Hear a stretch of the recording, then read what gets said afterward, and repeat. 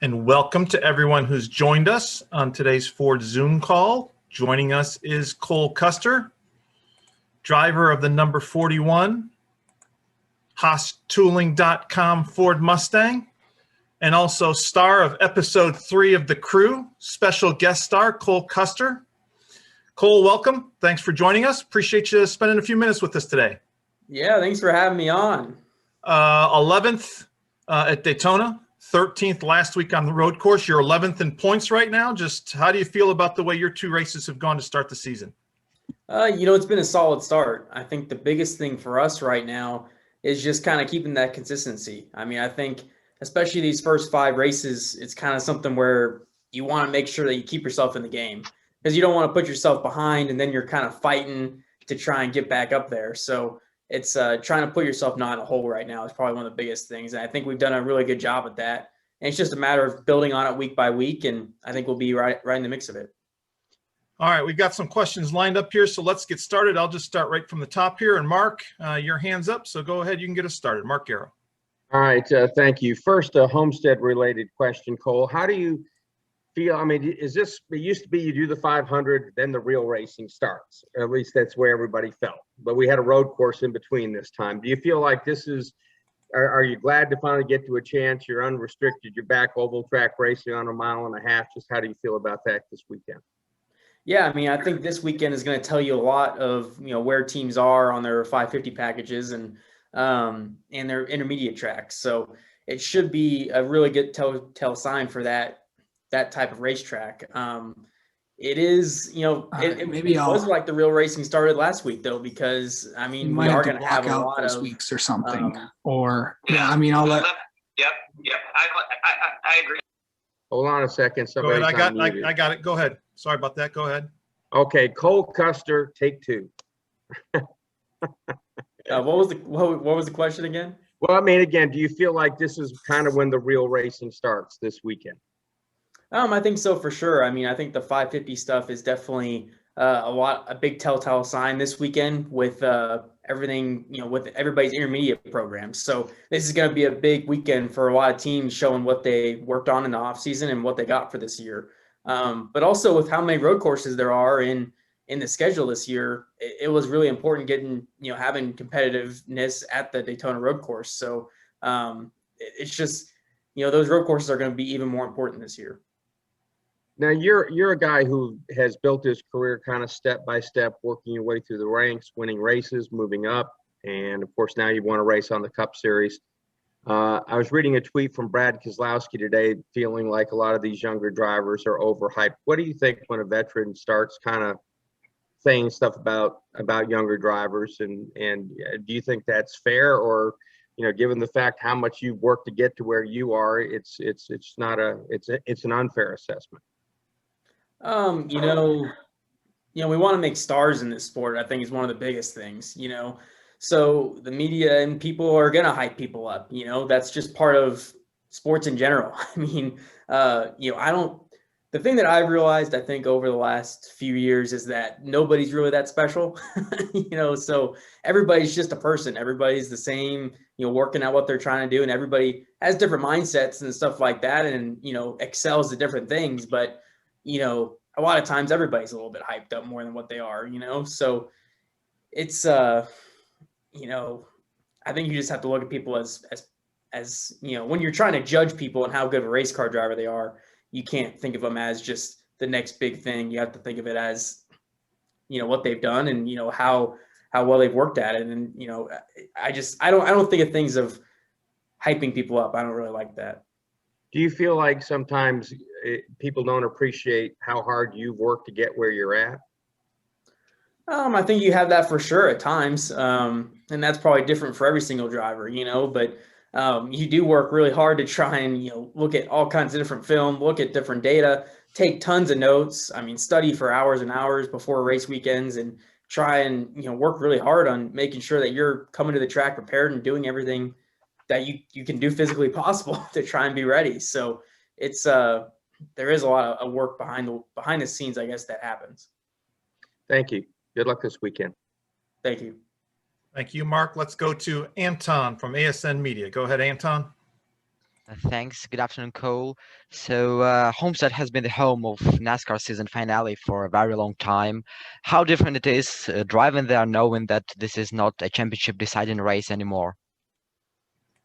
You know, that's a tough question. I mean, I guess it's still a really fun racetrack to go to for the drivers. I mean, you're able to move around the track and run different lanes, and I think from a driver's standpoint, it's one of our favorite places to go to, just because you're slipping and sliding around and able to do a lot as a driver. It does, it's a different feel for sure that it's not championship weekend anymore. But that's, you just look at it as another weekend now, and it's just you try and go there and get as many points as you can, and try and set yourself up for the rest of the season. Thanks. Wishing you all the best for this weekend. Thank you. Luis Torres. Go ahead, Luis. Thank you. Cole, it's kind of alluded already that all these young drivers are starting to win, and you're kind of falling into that mix in a sense where you're in your sophomore season. You're coming to tracks like Homestead, which is very unique, and you've had success in the past in Xfinity. Just describe just how the car and package is much different on the Cup side compared to the Xfinity of what you had after one start. It's a complete 180. So that was one of the things that was really tough for me. I mean, just getting used to what the 550 package was and how the Cup cars drove. I mean, it was the exact opposite of what the Xfinity cars were, at least from, how my philosophy was on driving those cars. And it took me a lot of learning on how I was going to change my driving style to fit the Cup car better. And it's just a matter of, you have way more downforce, less motor, and you have to figure out how to carry the throttle pretty much is the biggest thing. Just be able to drive it into the corner deep and figure out, how you can keep your long run speed in your car and just kind of how much you want to trim it out and things like that. You feel like that is instrumental of finding that consistency you've been looking for? Yeah, for sure. I mean, it was something that, for me, just getting used to the cars and figuring out what I need to be doing. And then from a, just a team standpoint, I mean, I think we've kind of over, the last years, a little bit over a year, we've worked pretty hard on trying to figure out what's the best package for me at these 550 tracks and figuring out what I like in the car compared to, what our teammates like. And, and then using our teammates' notes to see what we can try. And it's just always an ongoing process to see, how you can get yourself better. Thank you. Best of luck. Thank you. Steven, Toronto, go ahead. Oh, I actually wanted to ask you about your acting debut in The Crew. So you were one of 3 drivers alongside Brian Blaney and Austin Dillon to actually appear in that show. Can you talk about how that opportunity came about, what that experience was like, and would you fancy doing some more acting work in the? Yeah, I mean, it was something NASCAR kind of reached out about if you wanted to kind of, be a part of this. And it was, I definitely wanted to. I mean, whenever it's, Kevin James, I mean, you wanted to be able to just be a part of that experience and see what it was going to be like, I don't know. I would not give myself a good grade. I don't know if I'm going to be called back. But I did my lines and I did my best, so I can work on it for next time maybe. But it was fun. I mean, just being around somebody like that, I mean, in a totally different profession like Kevin James, a lot of the stuff he was doing was just, off script, like just thinking off the top of his head. And it was amazing. Like I couldn't believe how fast he could think and, make up different lines and stuff like that. Very cool. Thank you, Cole. Thank you. Claire B. Lang, go ahead, Claire. All right. Cole, is there a part of the season, where like the regular season starts now, where you have to start pacing yourself that, you're really young, but the first part of the season is such a rush. You get ready, it's Daytona, we go right to the road course. Is there a point where you have to kind of start pacing yourself and actually think about that or no?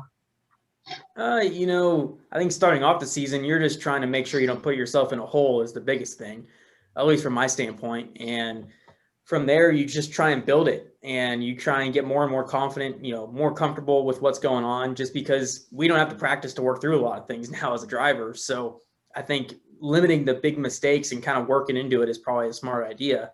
And then once you get into the summer months, I mean, you're trying to, just perfect it more and more and more, get more and more aggressive. And it's just a matter of, working up to it, I think is the biggest thing. Yeah, and so the comments about Kozlowski that he tweeted, you might not have seen it, but it was really about, contracts and paying young drivers less because you go after your social numbers, and it's more important maybe than how great you drive or how many trophies you have, and driver salaries and that kind of thing. That was what the tweet was really about young people. Do you think about that related to your contract? Do you think about your social numbers? You've really stepped up your social numbers in the last year or so, and you've been pretty good at it lately, I try, I think it's one of the cool things we get to do in NASCAR is work with, be able to engage with the fans as much as we do. I mean, it's a fun thing that you can be a part of. And, at first I probably wasn't the best at it. I've just always been a little bit quieter. But, it's something that I think I've grown more and more comfortable with. And it's, and you can have a lot of fun with it, I think, too. And back to what you said about Brad, I mean, I didn't see the comments. I have no idea, but so I don't really want to say too much because I haven't really seen that much. But I don't know. It's an interesting spot. I mean, it's just kind of part of it of where, sponsorship is and how stuff works now. I mean, it's one of those things. I mean, if I don't know. I mean, I think sometimes if you don't have all the sponsorship there and people can't, people are finding ways to pay for things, and it's just part of the game right now, I guess you'd say. In other words, your social numbers and social presence is as important as racing well on the track. Maybe not as earning trophies, but it is part of the game, and you young drivers understand that. Yeah, I mean, that's a huge part of it is having being good off the track and on the track. So I'm just trying to have a good answer for this, but yeah. I don't know. It's an interesting question, and I'm probably not the best one to speak on it. He has a lot more experience than I do. But it's an interesting time for sure. Yeah, you did a good job. Appreciate the answer. Thank you. Good luck this weekend. Thank you. Thank you, Claire. Let's go to Woody Kane, Motor Racing Network. Go ahead, Woody. Hey, Cole, appreciate your time. I was interested in what you were talking about with the surface at Homestead being worn in and drivers liking it. And there's several tracks that qualify as that category. But look ahead a week more for us, if you will, to Las Vegas, because it seems like that surface might be joining some of the others in terms of how racy it's been getting compared to just even a few years ago. What do you think about it? Yeah, I mean, I think it's huge. I mean, whenever you see these tracks that are wearing out more and more, it just makes them racier and racier, in my opinion. I mean, where you're able to slip and slide around and you're able to, do more as a driver. You're able to move around the track. You're able to kind of find something that's better than the guy next to you. So it's something that's really fun. And I think it's always, every single driver gets excited when the pavement starts getting wore out.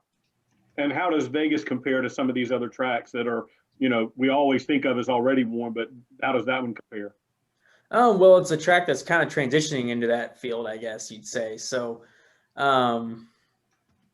it's getting there. It's starting to get a little bit more wore out, but it's also the big thing there is just the bumps. The surface might not be extremely worn, but they have just huge bumps. So it does bring a huge challenge into how the driver is going to make it through the bumps and how the team's going to set the car up through it. Thank you, Cole. Thank you, Woody. Let's go to Ashley McCubbin. Go ahead, Ashley. Your first appearance at Homestead in the Cup car saw you get a 22nd place finish. What's it going to take this time around to be even better? For us, it's just it's been so long since we've been to Homestead.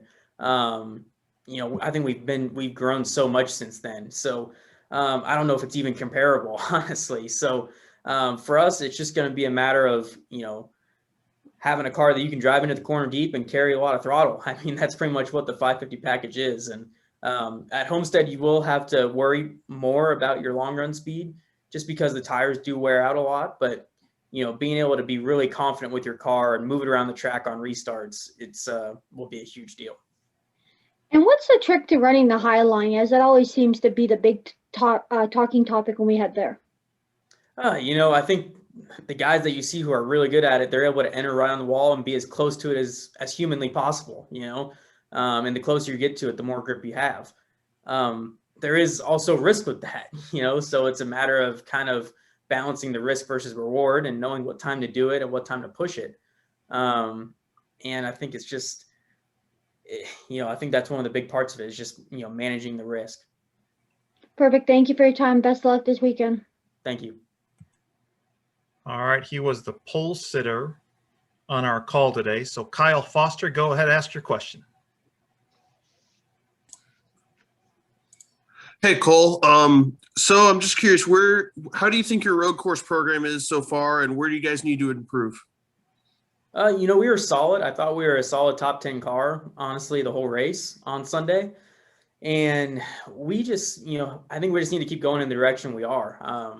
We found little things from the Clash, and we brought them to the points paying race of the Daytona road course. And I think it definitely worked out good. And we just need to keep working in those little areas to try and get better and better, so it's just a little bit of this, a little bit of that. I don't know if you can pinpoint it on one thing ever.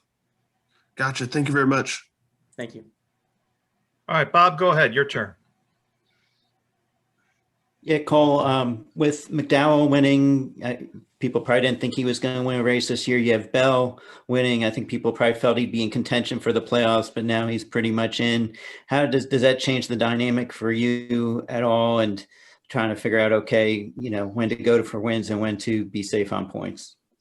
It's definitely not ideal, but at the same time, it's probably too early to know, how that's all going to work out, So at this point, you just try and keep being consistent, keep trying to work up to it, and run in the top 10 and get stage points, and try and get as many points as you can. It's something where, halfway through the year and you're in that spot where you don't want to be, you're right on the bubble, you might have to be more aggressive. But at this point, it's too early to tell, I feel like, and you really just have to keep trying to be consistent. Thank you. Thank you, Bob. Let's go to Dustin Long. Go ahead, Dustin. Thanks. Cole, this past weekend, NASCAR called the caution for the rain situation, the brief shower on over part of the course. Obviously, NASCAR followed the rule book. It's exactly what they have to do in a situation like that where they start in a dry condition and it gets into a wet situation. Obviously, nobody came down to pit road, took tires, took advantage of it. I guess from a driver's point of view, are you fine with NASCAR calling that caution? I guess in a sense an alert system, a safety aspect, but also something that impacts the race. Or is it better off to maybe look at this could be a rule change that could be made at some point, whether this year or for the future, to put it more in the team's hands on when to call the driver in or when the driver needs to decide? Is this a good rule to keep to protect the teams and drivers from each other, or should the drivers and teams have a little bit more autonomy in such situations? That's a tough question. Because the situation is going to be different every single time. If it just starts downpouring, right off the second, just instantly, having the caution there is a good idea, because people are probably half the field's going to wreck on slicks because the whole track's wet. But the other side of it is if it's just a little bit of rain, it's you could probably put that more in the team's decision. So I don't know. It's always going to be a little bit of a judgment call, I guess, is the problem. And, it sucked, I guess, that it didn't, they threw the caution and it didn't keep raining, so they kind of threw it and it didn't really work out. But I think it's just, you're going to have that at times in sports. Everything's not going to be perfect. What was your kind of sense of alarm when you went through there before the caution had been called? How much of a concern was it? I guess is essentially mainly over what the oval turn 2, where it was kind of that. What was your concern at that point before the caution? Yeah, it was sprinkling a little bit. It wasn't something I was extremely worried about. I was running the top 10, so I just wanted it to stay green, but I'm sure the guys who are running, a little bit further back are like, we want the caution right now. So I don't know. I think it's something that could have gone either way, and it's just they decided to throw the caution, and that's just part of it. And one last thing is on the high line at Miami. I know you can be a little more physical with those Xfinity cars as opposed to the Cup cars. Is there still a feel, or when you're getting close to the wall, is it or do you feel that the air cushion, or are you trying to feel a little bit off the wall and to kind of get a sense of where you are, how close you can be in those situations? Yeah, I guess the biggest thing is it's a combination of, you know, using your eyes of, you know, how close you are to the wall, and then you have to use your feel, like you said, of how the air is, you know, compacting into the wall, and how that, you know, how much of a feel you have of how close you are to it. So you know, your eyes won't get you, I guess, to a certain point. You kind of have to use your feel to kind of get you all the way there. And one last thing on that is, who do you look at as some of the guys that are the best at able to run that line consistently? Well, I think you definitely look at Tyler Reddick and you look at Kyle Larson. I mean, I think those guys have definitely probably, you know, been at the top of the sheet on that on that line. So, and they're probably the ones who are the most committed to it also. So it's one of those things. I mean, you definitely have some speed up there, but it's a matter of risk versus reward, and, you know, making sure you don't ruin your day up there also. Thank you. Thank you, Dustin. And let's close it out with Casey Campbell. Go ahead, Casey, you're up. Thanks so much, Dan. Cole, hope you're doing well. Just, you know, overall, and I'm sorry I joined. I'm sorry if this has already been asked. I joined late, but where do you think you're at after 2 races? I know that this is the second year in Cup. You've worked with obviously Mike longer than that, but where do you think you guys are at the first 2 races of the year? Right now, I think we're honestly in a good spot. I mean, I was happy with our run at Daytona. We ran a lot of the race in the top 10. I think we just need to keep building off that. I mean, if you can run the top 10 and get stage points and not make the big mistakes, I mean, you're going to find yourself in some pretty good spots, and you're going to find yourself right in the middle of the points battle to make the playoffs. So I think it's just a matter of just taking it week by week and making sure we keep progressing. But it's I think we're in a pretty good spot right now. All right. Thank you, Cole. Thanks, Dan.